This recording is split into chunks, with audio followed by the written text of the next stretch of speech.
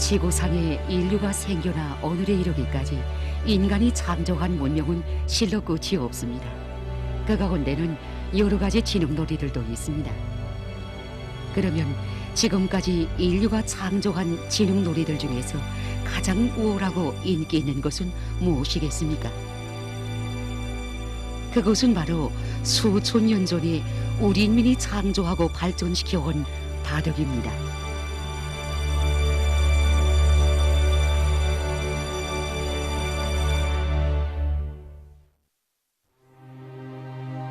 바둑은 수천 년의 장구한 역사를 가지고 있습니다.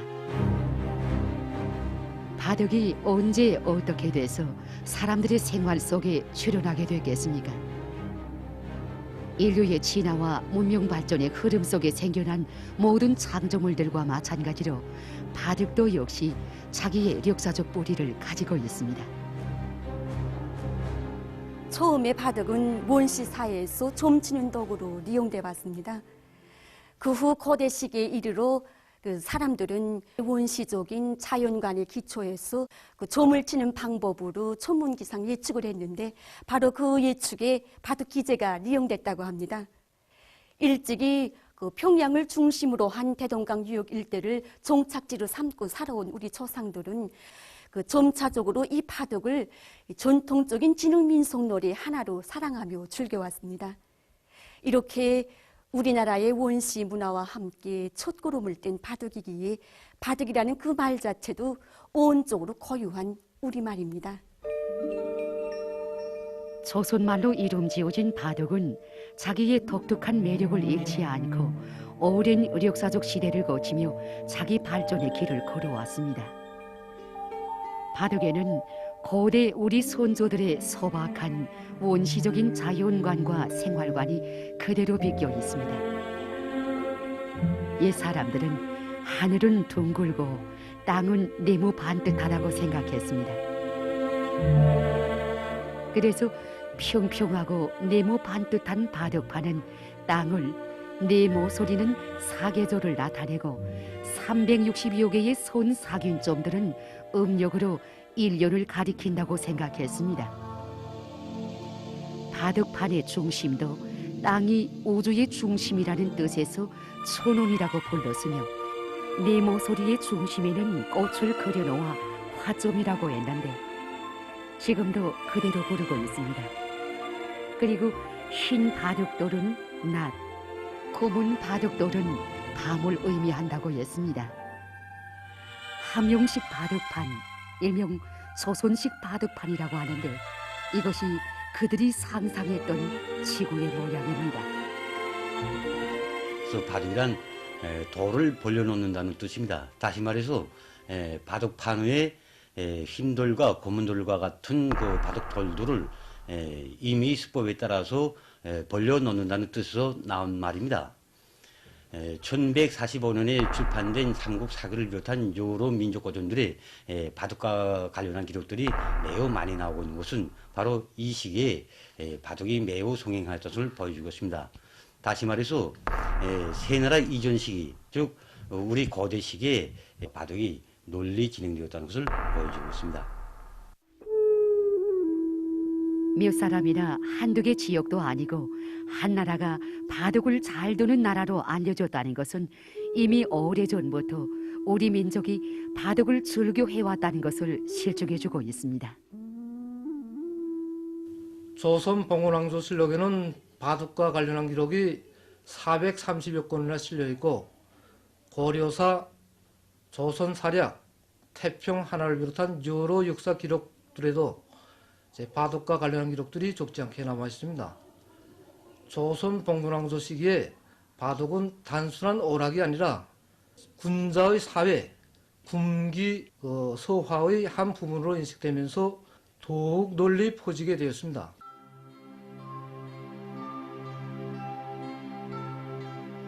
조선 봉건 왕조 시기의 대표적인 시인이었던 김삿갓의 시 바둑은 오늘도 전해지고 있습니다.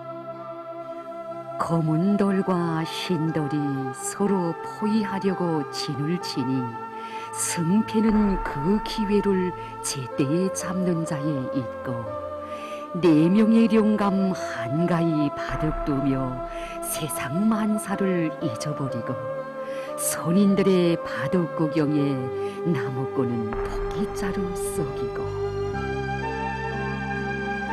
석임수가 우연히 우세를 차지하게 하고 잘못 두었다가 몰리니 팔을 휘둘러 말리고 반나절에 승패를 지어 다시 싸움을 도더니 정정연한 소리가 해질녘까지 이르더라. 실로 바둑을 즐기는 사람들의 심리를 생동하게 묘사한 시입니다.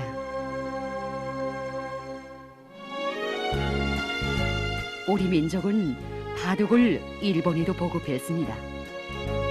백제의 의자왕이 당시 외나라의 유력자에게 보내준 바둑 기재가 현재 일본의 중창원에 국보로 보관돼 있습니다.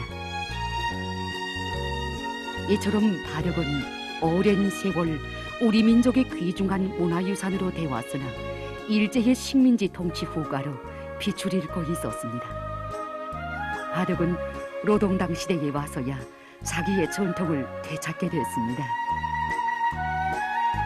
조선바둑협회는 위대한 스님과 위대한 장로님의 배려로 1989년도에 결성되었습니다. 조선바둑협회가 결성된 후 위대한 장로님께서는 학생 소년 궁전들의 바둑 소조를 내오고 유망한 학생 소년들을 세계적인 바둑 명수로 키우게 대하여 간곡하게 가르쳐 주셨습니다. 그때부터 바둑은 단순한 민속놀이가 아니라 무도 경기의 한 종목으로 됐으며 비약적인 발전을 일으켜서 우리의 선수들은 여러 국제 경기들에서 우수한 성적을 쟁취하게 되었습니다.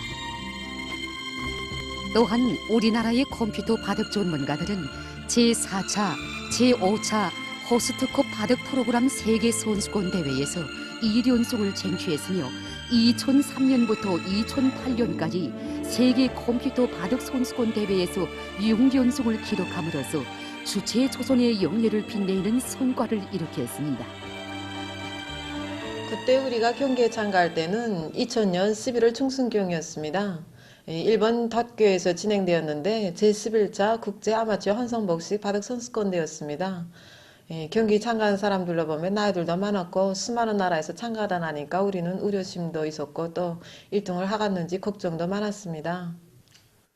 그때 우리는 맞다던 선수들을 모두 물리치고 결승 경기에 진출하였는데 상대편 선수가 이제 나이로 보나 관록 있는 선수라는 게 알렸습니다. 그래서 결승 경기에 진출할 때 우리 미연동마 꼭 1등을 해서 적의 명예를 떨치자는 이런 결의도 다지면서 경기에 진출했습니다. 그래서 경기장에 앉아서 좀 상대방을 지켜보니까 상대방 선수가 각오름을 요구하면서 진땀을 흘리면서 닦는 것을 보니까 속으로 이제 마음이 후련해진 그런 감정도 느꼈습니다. 그러던 찰나에 미연동무가 상대의 약점을 제때 포착하고 공격을 들이대서 경기에서 주도권을 틀어지고 상대방을 답석해서 이길 수 있었습니다. 그래서 우리는 제11차 국제환성복식 바둑선수권대회에 나가서 우승을 하여 적의 명예를 떨칠 수 있었습니다. 최근에 평안남도 어린이들 속에서 바둑 열풍이 대단히 높은데 해마다 진행되는 전국 어린이 바둑 경기에서 높은 성과를 거두고 있으며 바둑으로 해서 생기는 일화들이 큰 관심을 모으고 있습니다. 현재 평성시에서만도 3살, 4살 때부터 바둑을 배우는 어린이가 30명 이상이라고 합니다. 보시다시피 여기서도 많은 어린이들이 바둑을 배우고 있습니다. 그러고 보면 이 바둑에 대한 관심, 바둑을 배워주려는 요리는 그 어린이들을 키우는 부모들 속에서 더 높은 듯 싶습니다. 제가 이렇게 아이를 무엇인가 재능을 배워주려고 생각하다 끝에 음악 같은 거는 선생님이 뭐 악보랑 대줘야 하지 않습니까? 근데 바둑은 자기 머리로 생각하고 생각해서 잡을 건 잡고 포위도 하고 이렇게 지적 능력이 높아질 것 같아서 내 생각에는 바둑이 아주 좋을 것 같아서 배우기 시작했습니다. 어린이들 속에서 바둑을 배우니까 좋은 점들이 정말 많은 것 같습니다. 그래서 보면 이 바둑을 배운 어린이하고 바둑을 배우지 않은 어린이하고 딱 달라집니다. 이거 처인놀이를 보면 바둑을 한 다음부터는 얼마나 더덕 품성이 바르고 경쟁심이 강한지 모르겠습니다. 그래서 한 번은 체육 경기가 있었는데 그때 찜줄 운동 종목이 있었습니다. 처인놀이를 한번 시켜보니까 정말 너무 한심해서 처인놀이는 그만두라 이렇게 됐는데 다음 날에 와서 저도 잘합니다 하고 그래서 해보라 하니까 얼마나 잘하는지 그래서 이거 어떻게 된 거나 하고 어머니를 불러다가 물어보니까 찜줄 운동 거기 못 참가한다고 밤새껏 연습을 해가지고 그렇게 참가했답니다. 현재 6살인 소연이는 이렇게 승욕심이 강해서 무슨 일에서나 남에게 뒤떨어지지 않으려고 한다는데 이것은 바둑을 배우면서 생겨난 것이라고 원장 선생님은 얘기했습니다. 서로 어울려 놀다가도 넘어지는 어린이가 있으면 제일 먼저 달려와 일으켜주고 영예군인인 아버지를 위해 바쳐가는 효성도 지극하다고 하니 참으로 바둑은 어린이들의 성격 형성과 발전에 얼마나 큰 도움을 주고 있는 것입니까?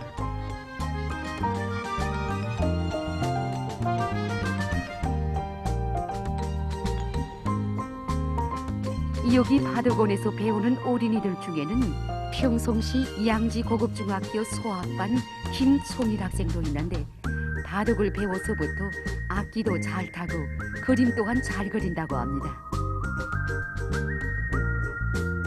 학생의 어머니는 확실히 바둑은 창조적 능력을 키워주는데 큰 작용을 한다고 합니다.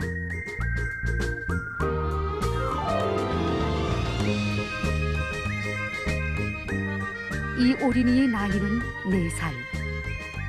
이름은 김용건.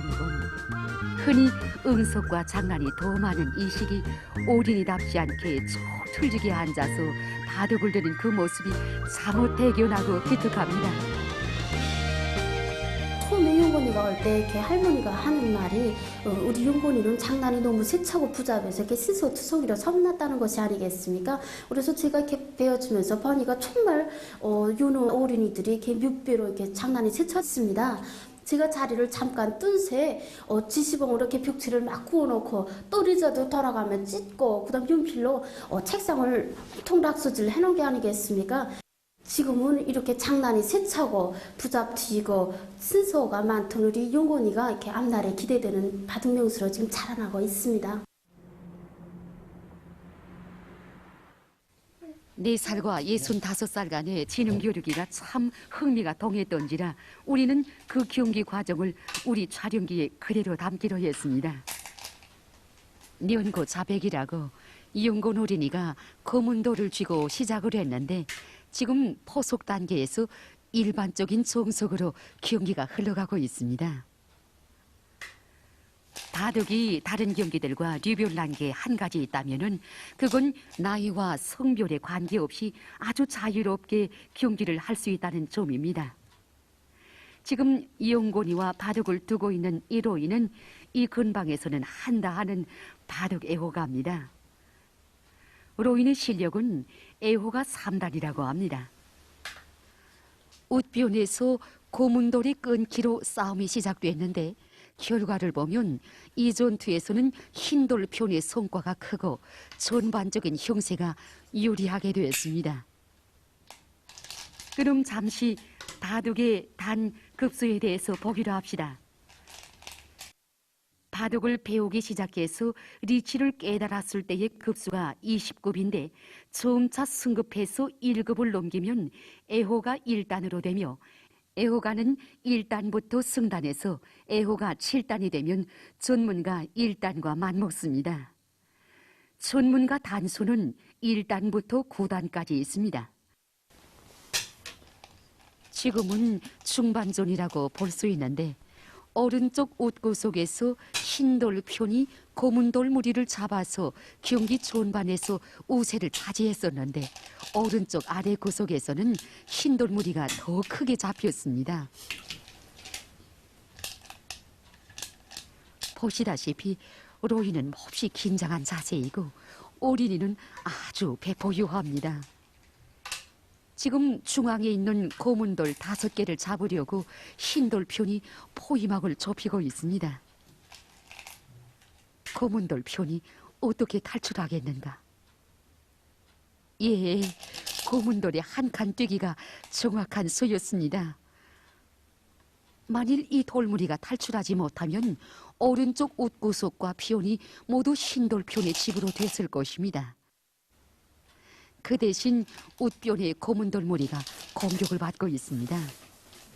이 상황에서 웃변의 고문돌무리는 원래 포기하고 버렸어야 할 돌인데 영곤 어린이가 영케도 살려냈습니다. 그래서 흰돌을 쥔 노인이 던지기를 해서 경기는 영곤 어린이의 승리로 끝났습니다. 저희 아이가 이만한 수준은 대단한 수준입니다. 아이가 이렇게 할 줄 생각도 못했는데 앞으로 이거 이수한테로 나가게 되면 국제 경기에도 얼마나 참가할 수 있는 선수가 될 수 있다고 생각됩니다. 바둑이 정말 재미납니다. 평성시에서 일고 있는 바둑 열풍은 지금 이 고장 사람들의 커다란 관심사가 되고 있습니다.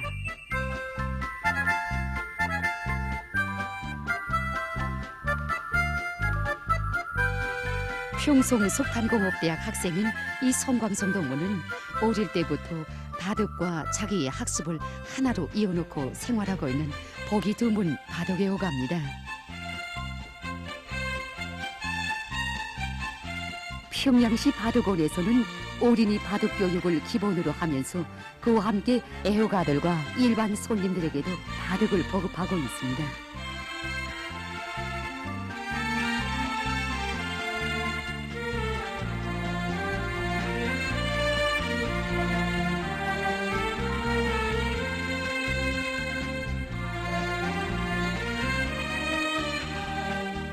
현재 평양시 바둑원에서 바둑을 배우는 소중학교 학생들의 학과 실력을 보면 대부분 학생들이 학급적으로 1등이고 일부 학생들은 전교적으로 1등입니다.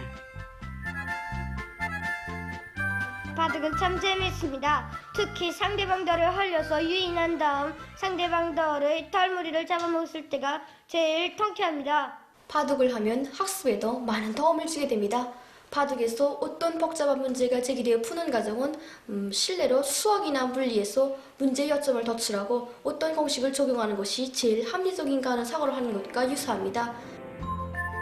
이 학생은 평양 제1중학교 졸업반 학생인 한웅일 학생입니다. 중학교 처음기간 최우수 성적을 쟁취했으며 중앙대학 입학시험에서 단연 1위를 했습니다. 이 학생은 김일성 종합대학 수학학부 전현정 학생입니다. 이 학생 역시 소학교 3학년까지 바둑 소조에 다니다가 모란봉 제1중학교를 최우수 성적으로 졸업하고 현재 김일성 종합대학에서 공부하고 있습니다. 이들의 모습에서 우리는 바둑을 배우는 어린이들의 앞날을 볼 수 있습니다. 여기는 애호가방입니다. 지금 두 어린이가 애호가 로인들과 대국하고 있습니다. 지금 이렇게 어린이하고 바둑을 두고 있는데 이건 그 학부모들이 자기 아이들이 바둑 수준이 어느 정도인가 하는 거를 애호가들한테 와서 좀 도와주시오 하는 의미에서 찾아오는 경우가 많습니다.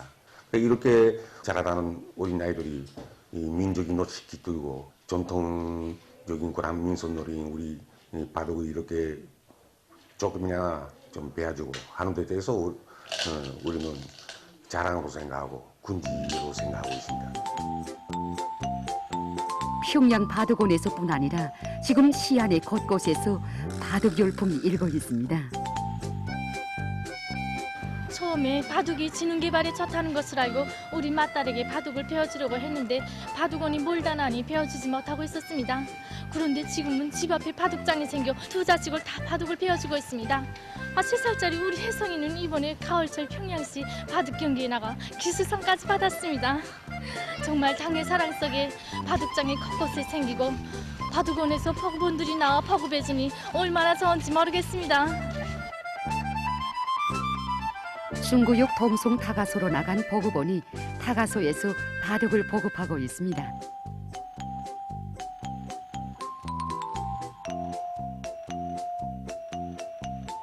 중구역 동송 유치원에서도 바둑 배우기가 한창입니다. 신흥 경기인 바둑은 첫 시작부터 마지막 승부를 가를 때까지 알수와 차지하려는 집을 부단히 계산하는 셈세기 과정으로 일관되어 있습니다. 어린이들에게 바둑을 배워주면 열묶음 세기, 도하기와 돌기 등 유치원 셈세기 과정안을 몇 달 사이에 쉽게 소화합니다.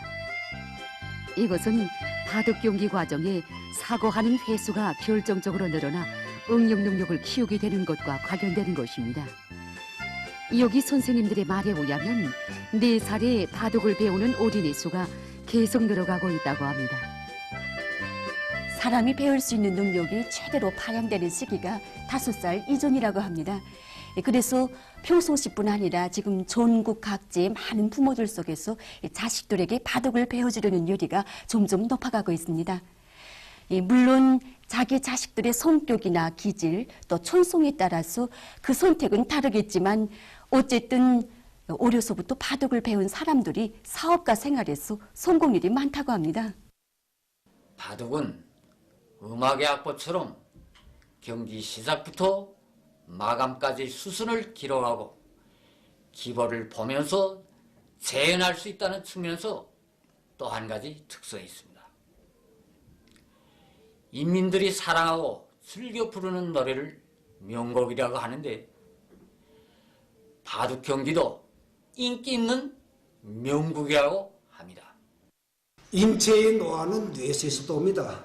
사람이 건강을 하려면 육체적인 운동도 일상적으로 하여야 하지만 정신적인 운동도 따라서야 합니다.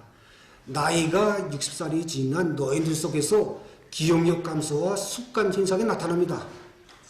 우리가 만약 정상적으로 장기나 바둑을 둔다면 신경 전달 물질이 산생을 촉진시키고 피 흐름을 개선해서 사람들이 건강과 장수에 이바지할 수 있습니다. 2001년 어느 한 나라에서는 바둑 역사상 가장 큰 규모의 바둑 축전이 진행됐습니다. 2,001개의 바둑판이 놓여진 가운데 그 세계 여러 나라에서 온 4,002명의 바둑 선수들과 바둑 애호가들이 동시에 바둑을 두었는데 이것은 역사에 유례가 없는 새 기록이었습니다. 그래서 이날의 바둑 축전은 최대 규모의 바둑 경기로 기니스 기록집에도 올랐다고 합니다. 이것만 봐도 우리 인민이 창조한 바둑의 매력과 그 인기가 얼마나 높은가 하는 걸 잘 알 수 있다고 봅니다. 그때 사람들은 바둑은 동방의 명물이며 세계적인 유산이다. 이러한 바둑의 발상지가 조선이라는 곳만 봐도 조선민족의 우수성을 잘 알 수 있다고 말했습니다. 해마다 설명절 날이면 서국 땅 그 어디에서나 민속놀이가 한창입니다. 그 이채로운 풍경에 자기들의 희열도 한껏 담아보는 우리 바둑 애호가들입니다. 이들의 가슴 속엔 지금 우리 민족이 제일, 우리 문화유산이 제일이라는 긍지가 자넘치고 있습니다. 5,000년의 역사와 문화를 가진 뇌절 밝고 분명한 민족이라오. 자랑하자 우리 민족, 사랑하자 우리의 땅. 세상 천지 둘러봐도 우리 민족 제일세. 세상 천지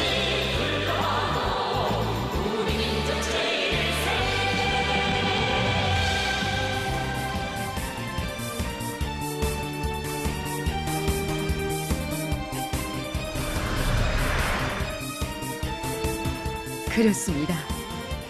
우리 민족의 슬기와 지혜가 깃들어 있는 바둑. 우리 수령님들께서 다시 찾아주시고 빛내려 주신 바둑. 그것은 우리 당의 현명한 영도에 의해서 더욱 빛날 것이며 앞으로 우리의 생활을 더욱 아름답게 해줄 것입니다.